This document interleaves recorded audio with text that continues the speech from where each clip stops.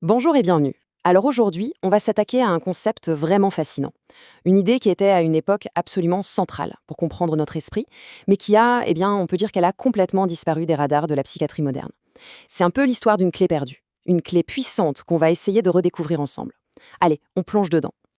Voilà un peu le programme. D'abord, on va se demander comment ce mot a pu disparaître comme ça. Ensuite, on va essayer de définir très clairement ce que c'est, l'immaturité psychique. Après ça, on verra pourquoi la psychiatrie a un peu mis de côté cette idée de maturation. Puis on regardera les conséquences que ça peut avoir dans nos vies aujourd'hui. Et pour finir, on explorera comment on pourrait peut-être faire revenir cette idée de croissance au centre du jeu. On attaque donc avec notre première partie, un mot qui a tout simplement disparu. L'idée ici, c'est de comprendre comment la psychiatrie, en voulant devenir plus scientifique, plus précise, a peut-être jeté le bébé avec l'eau du bain en abandonnant un concept absolument essentiel pour comprendre la souffrance humaine. C'est vraiment la question qui va nous guider. Et si, au fond, la clé pour comprendre la souffrance psychique n'était pas de créer sans cesse de nouvelles étiquettes, de nouvelles cases, mais tout simplement de retrouver une perspective qu'on a perdue en chemin, une perspective qui s'intéresse au parcours global de la personne et pas juste à une liste de symptômes. Voilà, c'est ça, le grand basculement, le point de rupture si on veut. On est passé d'une psychiatrie qui cherchait à comprendre le voyage intérieur d'une personne, son développement, à une psychiatrie qui, en gros, se contente de cocher des cases, de décrire et de cataloguer des symptômes. Du coup, l'objectif a changé. Ce n'est plus d'aider à grandir, c'est de stabiliser. La nuance est énorme. Bon, maintenant, il faut qu'on définisse ce terme. Et attention, c'est super important parce que le mot immaturité, on l'entend tout de suite comme une insulte, un jugement, mais là, pas du tout. On ne parle pas de ça. On parle d'un concept technique, d'un concept qui décrit une structure psychique bien précise. Là voilà, cette définition. L'immaturité psychique, ce n'est donc pas une tare morale ni un retard de développement. C'est plutôt une sorte de construction inachevée de la personnalité. C'est quand on a une vraie difficulté à gérer toute la complexité de son monde intérieur, ses émotions, ses contradictions et aussi la complexité des relations avec les autres. Et ce qui est fou, c'est que cette idée, elle n'est pas sortie de nulle part. Regardez un peu.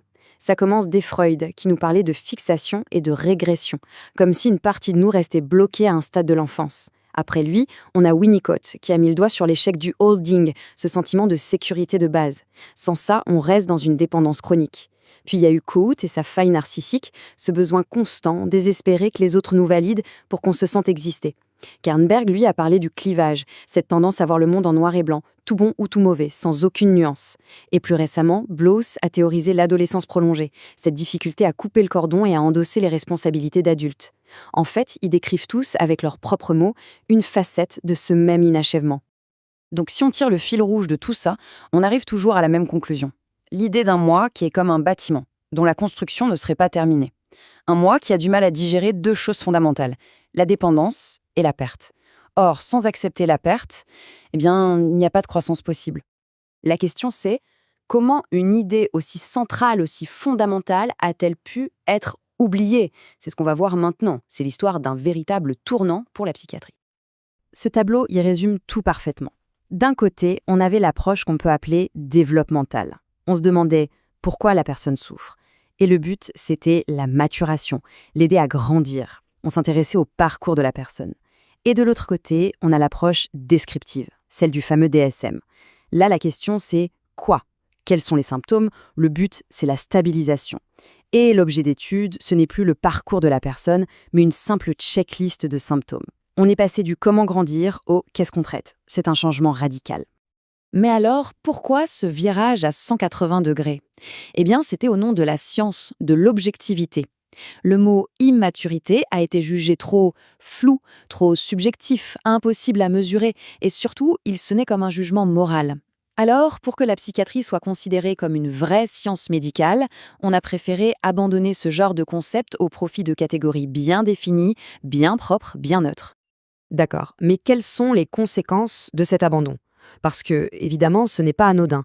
Ça a un coût caché, qu'on va essayer de mettre en lumière, que ce soit en clinique pour les patients, mais aussi dans notre vie de tous les jours. Sur le plan clinique, c'est flagrant. On ne dit plus le mot immaturité, mais l'idée est partout. Derrière un diagnostic de personnalité borderline, qu'est-ce qu'on trouve? une instabilité, une dépendance affective. Derrière la personnalité narcissique, un besoin désespéré d'être admiré pour compenser une grande fragilité. Derrière une personne dépendante, la peur panique d'être abandonnée. Et dans les addictions, c'est l'utilisation d'un produit, d'un comportement, pour gérer une tension intérieure qu'on n'arrive pas à supporter. C'est toujours, au fond, le même schéma. Mais ça ne s'arrête pas aux portes des cabinets de psy. Ce concept, il nous donne des clés pour comprendre plein de choses dans notre société. Cette difficulté, par exemple, à supporter la moindre frustration, ou cette intolérance à l'ennui, ce besoin de remplir chaque seconde de vide, ou encore ce besoin permanent de validation extérieure, que ce soit par des likes sur les réseaux ou dans le regard des autres. Et puis bien sûr, il y a cette figure qu'on connaît tous un peu, l'adolescent prolongé, qui passe de « je peux tout faire » à « je suis nul » en une fraction de seconde, et qui peine à trouver sa place dans le monde adulte. Et là, on arrive à un paradoxe assez terrible. Le système de soins lui-même, en se concentrant uniquement sur la stabilisation, souvent via des médicaments, peut sans le vouloir renforcer le problème. Il peut en quelque sorte infantiliser la personne. En proposant une béquille extérieure, il peut renforcer cette dépendance au lieu d'aider la personne à construire ses propres muscles psychiques, à développer sa capacité à grandir par elle-même. Alors que faire ? C'est notre dernière partie, le retour à la croissance.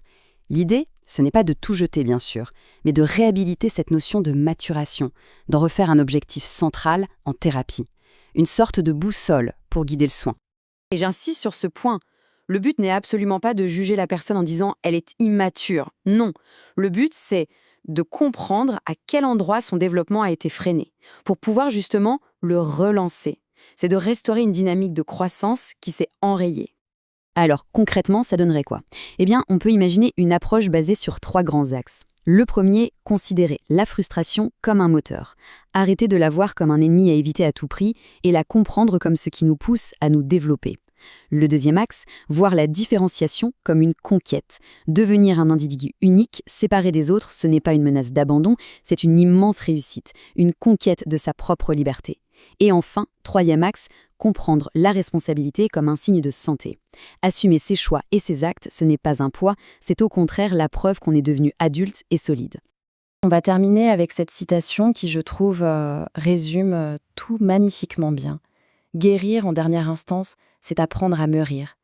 Peut-être qu'au fond, le véritable objectif de toute thérapie, au-delà de juste faire taire les symptômes, c'est ça, c'est d'accompagner quelqu'un sur son propre chemin de maturation.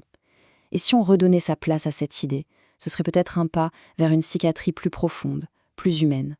Merci beaucoup d'avoir suivi cette réflexion.